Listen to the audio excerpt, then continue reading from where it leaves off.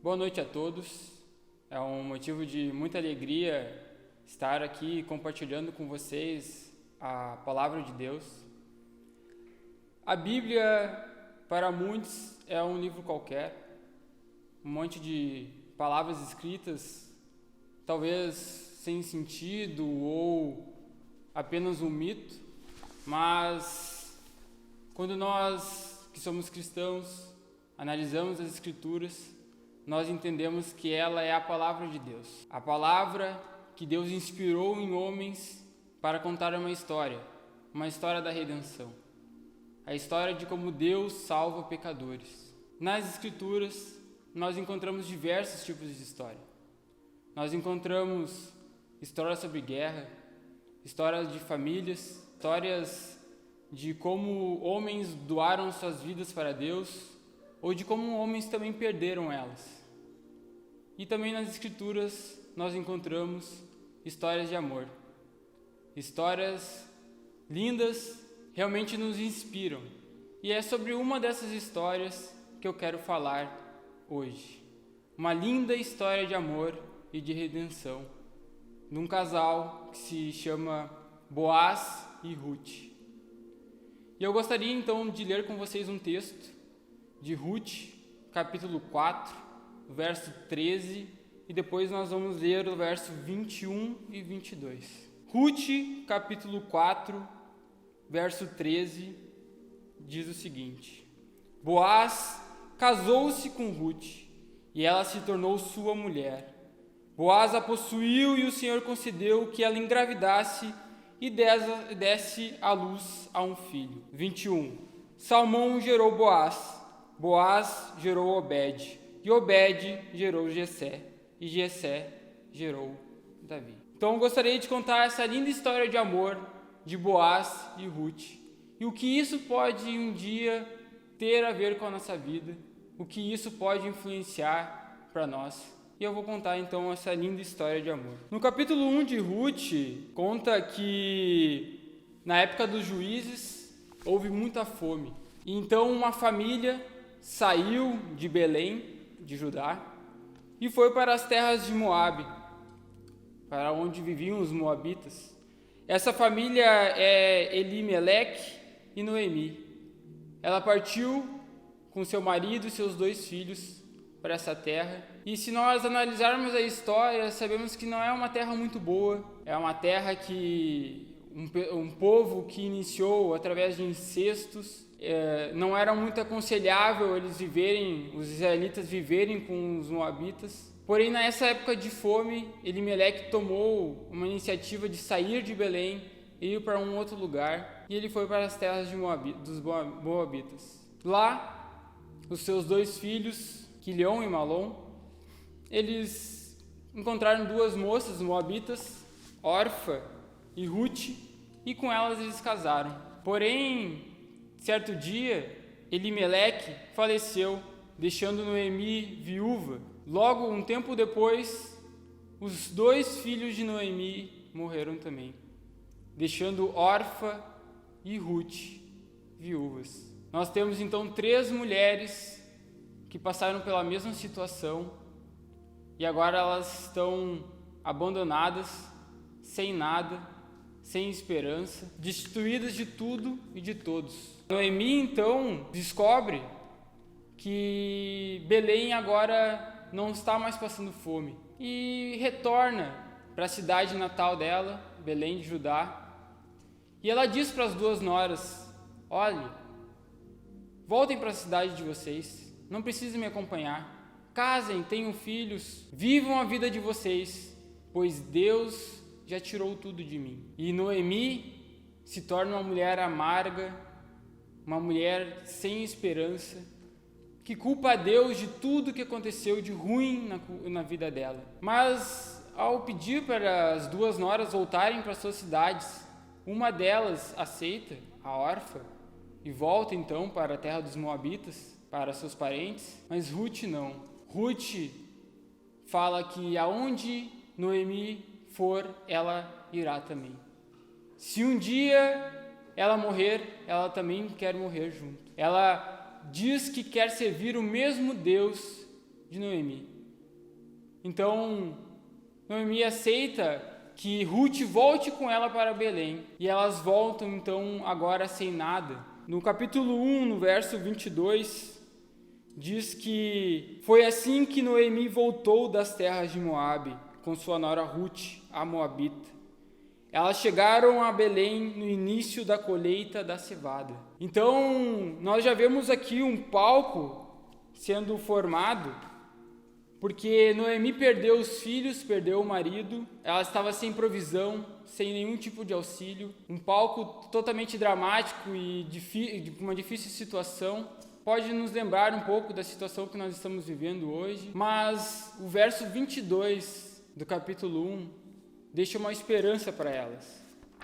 Elas voltam para Belém no início da colheita da cevada. E às vezes nós também não entendemos as coisas que acontecem na nossa vida, como Deus guia os nossos caminhos, e às vezes nós estamos também num palco de desesperança, de dificuldade, porque não conseguimos entender quais são os planos de Deus, mas aquilo que o nosso divino diretor planejou é muito maior, e nós podemos sempre confiar nele. Então elas voltam para Belém, e no início do capítulo 2, no verso 1, fala que Noemi tinha um parente por parte do marido, um homem que era rico e influente, chamado Boaz. Aqui nós também vemos dois fatos importantes: um homem rico naquela época, mas também um homem influente, um homem de caráter, um homem diferente. E não era tratado bem somente pela sua riqueza, mas porque ele era um bom homem. E ele era parente do marido de Noemi. Levando em consideração a lei da época, um parente poderia se tornar então o resgatador daquela família, porque elas não tinham mais esperança. Elas não tinham mais herdeiros para dar continuidade à sua família. E um parente próximo então poderia assumir essa responsabilidade se ele quisesse. Então dar continuidade e dar herdeiros para aquela família, dar continuidade no nome deles. E um desses homens poderia ser Boaz. Tinha dinheiro para fazer isso, era uma boa pessoa, porém Noemi chega amarga, sem esperança, vai para sua casa, e Ruth olha para ela, entendendo que ela aceitou essas condições, e fala: eu vou para o campo, vou ver se os ceifeiros deixaram algumas espigas para nós, para que nós tenhamos algo para nos alimentar. E então ela segue a lei na época também, que diz que eles não deveriam colher tudo, eles tinham que deixar algumas poucas partes ali, caso algum estrangeiro com fome estivesse necessitado, eles poderiam ali comer. É desse benefício que Ruth usa para então sobreviver com a sua sogra. Ela vai aos campos procurar comida, e eu acho muito bacana como as escrituras afirmam, como diz Ruth no capítulo 2 e no verso 3, então ela foi e começou a colher espigas atrás dos ceifeiros. Por acaso entrou justamente na parte da plantação que pertencia a Boaz, que era do clã de Elimeleque. Eu acho muito bacana a forma que as escrituras nos trazem isso. Por acaso ela entrou nos campos de Boaz, o único que poderia então ser o resgatador dela, daquela família. E essa forma de como foi escrito, por acaso, dando esse tom de causalidade, mas quando nós vemos, nada é por acaso, nada acontece por acontecer, tudo isso faz parte de um plano divino. Todos esses acontecimentos não se escapam pelas mãos do nosso Deus. Ele traçou toda essa história, inclusive isso. E não foi por um acaso que Ruth entra nos campos de Boaz. Foi porque Deus realmente estabeleceu que isso acontecesse. E nós podemos ter essa ideia também para as nossas vidas. Nada acontece por acaso. Tudo é desígnio divino, graças ao nosso bom Deus. Então, Ruth entra nos campos através de uma coincidência, por acaso, e Boaz olha, o dono da fazenda chega, olha aquela mulher catando as espigas, pergunta para os seus ceifeiros, quem é aquela mulher? Aí nós vemos, talvez um dos primeiros relatos de amor à primeira vista. Ele pergunta quem é ela, eles respondem que ela é uma moabita que chegou com Noemi, está cuidando da sogra para que ela se alimentasse, pois elas não têm mais nada, é viúva. Boaz olha toda aquela situação, se impressiona com o que ela está fazendo e ele fala para os ceifadores, para os ceifeiros, deixarem ela colher. Ele chega nela e fala, ouça minha filha querida, como diz no verso 8, não vá colher noutra lavoura, nem se afaste daqui, fique com as minhas servas. Alguém que estava totalmente sem esperança, estava desamparada, chega o dono da fazenda, que ela estava colhendo espigas, e fala para ela, olha, você pode ficar nesse campo, não vá para outro lugar.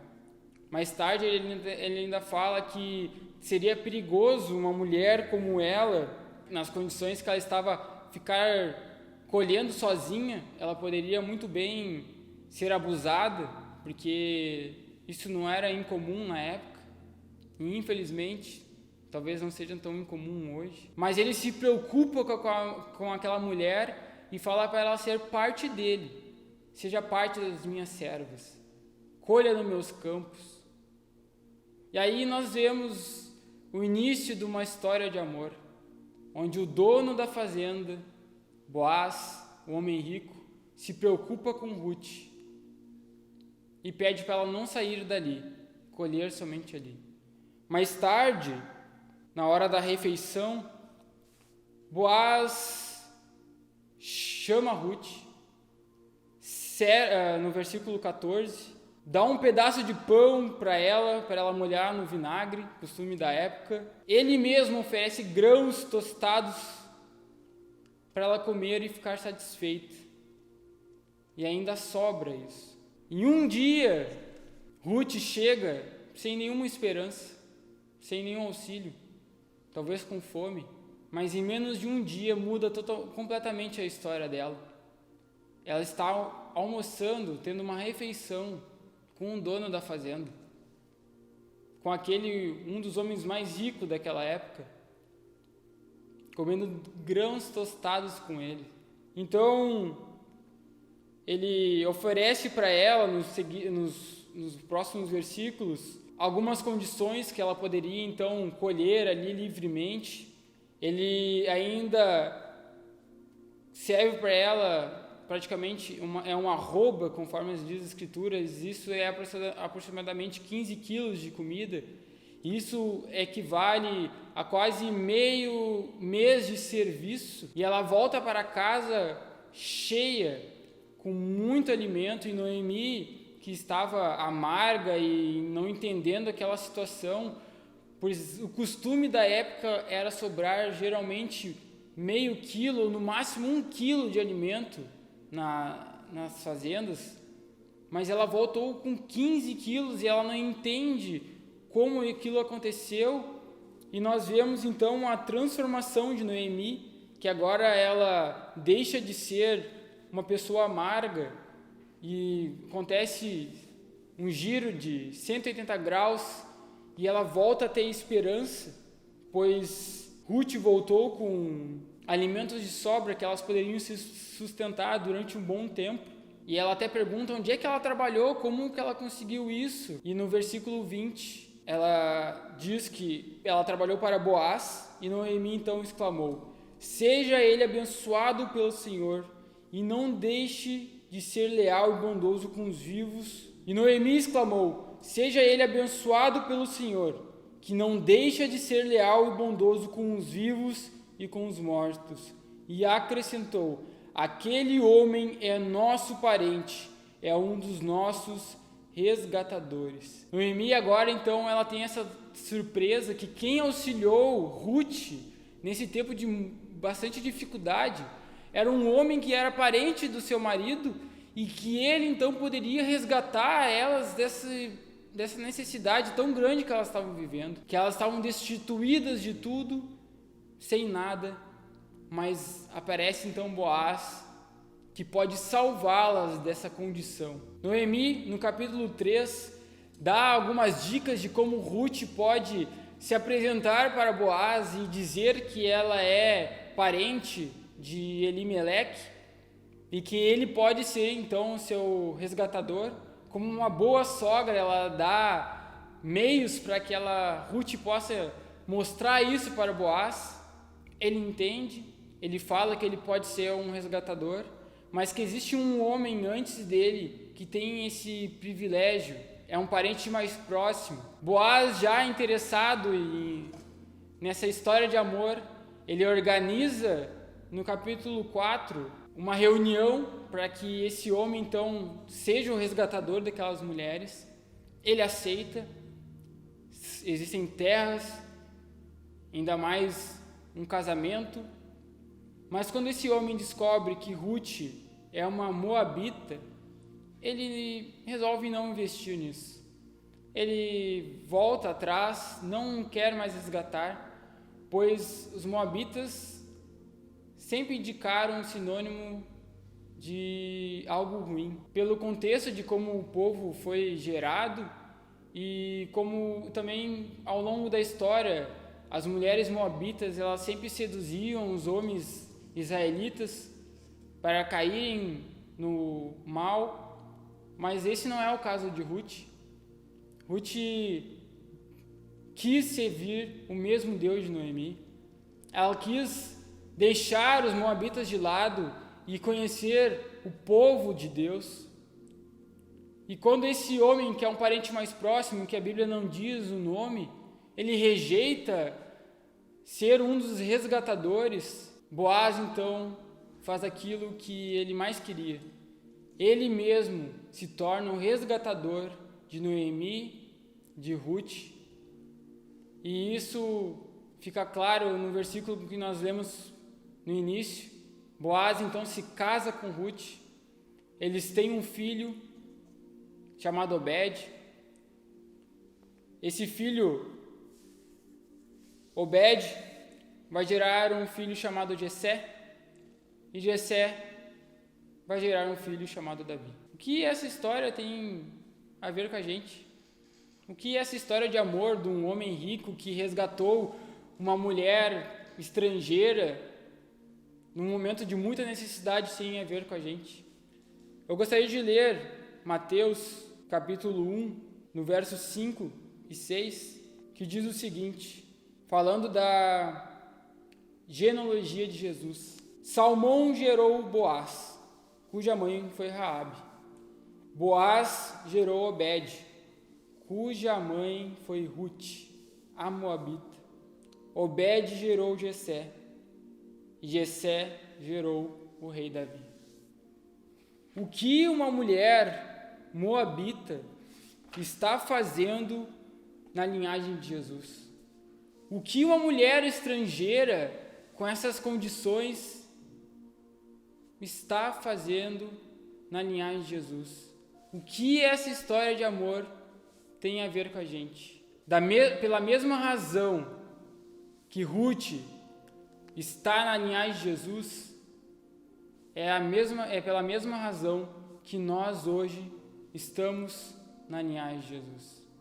Nós que um dia estávamos também destituídos de tudo, sem auxílio, sem nada, hoje nós fazemos parte da linhagem de Jesus.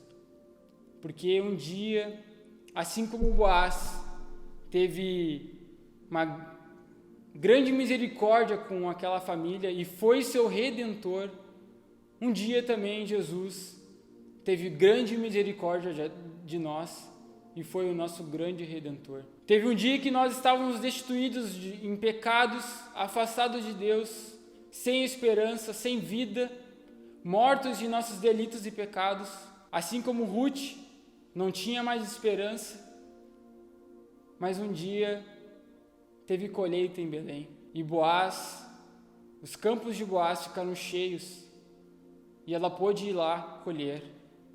Um dia os campos ficaram também cheios de espigas para nós e nós um dia também fomos colher essas espigas, porque Jesus fez isso por nós. Jesus preparou todo o palco, assim como Ruth teve todo esse palco de preparo para um dia encontrar Boaz. Deus planejou todas essas coisas para que um dia a gente também encontrasse Jesus Cristo. Quando nós estávamos desamparados, sem nada, nós encontramos o dono da fazenda. Assim como Boaz chamou Ruth para fazer parte da sua família, um dia Jesus também nos chamou para fazer parte da família dele. Falou para nós não sairmos dos campos, não abandonem essa área, pois eu vou cuidar de vocês. Jesus fez isso com a gente também. Não vão para lugar algum. Eu vou fornecer para vocês todo o sustento. Eu vou fornecer para vocês tudo que há nos meus campos. Então nós também recebemos essa graça de viver nos campos de Jesus. E ele, assim como Boaz salvou Ruth do mal que poderia sobrevir a ela se ela fosse para outros campos, Jesus nos salvou do mal também. Da ira que era devida de nós recebermos, nós somos poupados. Jesus nos livrou do mal. Ele nos acolheu debaixo de suas asas. Quando nós precisávamos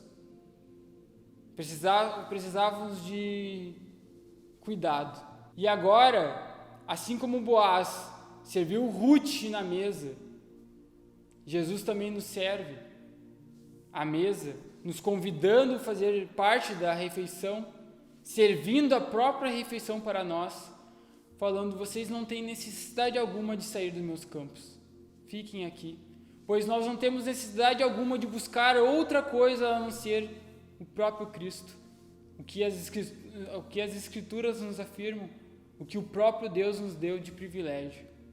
Eu sempre gosto de falar isso, eu nunca vou me cansar. É um privilégio nós sermos alvos desse grande amor. É um privilégio, um grande mistério que Deus tem com as nossas vidas, que nós recebemos essa grande misericórdia. E Jesus nos convidou para fazer parte da mesa dele. E nós não temos necessidade alguma fora dessa mesa. Nós podemos ficar satisfeitos por completo nos campos de Jesus, pois ali tem alimento pelo resto das nossas vidas, paz com Deus, pois Ele mesmo planejou tudo isso para nós. E por último, Ele nos cobriu com a sua graça. Ele foi o nosso Redentor do início ao fim. Quando nós estávamos sem esperança e cheios de pecado, Ele resolveu então nos comprar, morrendo por nós naquela cruz, pagando o preço de sangue, um preço que somente Jesus poderia fazer isso. Assim como Boaz, um bom fazendeiro, foi redentor daquela família, resgatando elas, pagando o preço que era necessário, Jesus também pagou o nosso, nos resgatando do mal, nos resgatando de uma vida de pecados, onde nós estávamos todos os dias caminhando em direção ao abismo. Hoje Ele paga o nosso preço, para que nós possamos ser salvos por Ele também. Essa é uma linda história de amor que a Bíblia nos apresenta, de Boaz e Ruth. Uma linda história de amor e redenção. Mas também existe uma linda história de amor e redenção entre nós e Jesus Cristo. Será que você também vive essa história de amor? Será que Jesus também te viu vagar pelos campos e falou: não saia daqui? te serviu à mesa, deu todas as condições de você ficar satisfeito nele, e hoje ele te cobre com a graça, você já vive essa história de amor? Se não, não perca tempo. Ele nos deu esse privilégio de viver essa linda história de amor e redenção. Assim como Boaz e Ruth viveram lindamente, e ela fez parte da linhagem de Jesus, nós também somos convidados a fazer parte do corpo dele, viver essa linda história,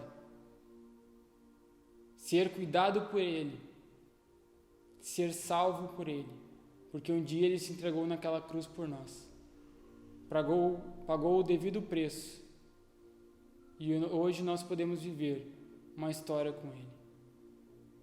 Você vive uma história de amor com Jesus? É a mensagem que eu quero deixar hoje, nesse pouco tempo que eu tive aqui. Pense se você está vivendo uma linda história de amor com ele também, pois ele tem isso a oferecer a você.